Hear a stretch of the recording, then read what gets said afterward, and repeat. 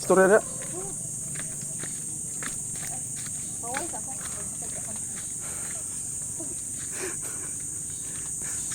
Mga idol, kung mare mo sa Anong edad magkabata? buno hindang kib, nga matawag nilang hindang kib, makakita sa mga nagkudog kalasa nga mga idol, mga kadugong kahoy.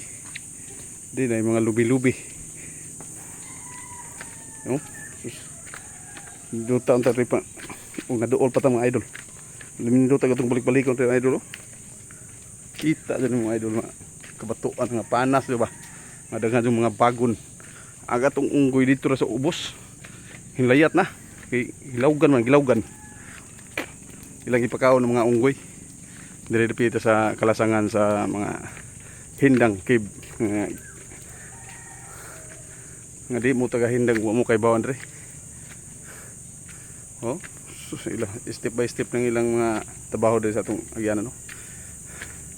Pero wa maanad lagi agi mo tuhod sakit.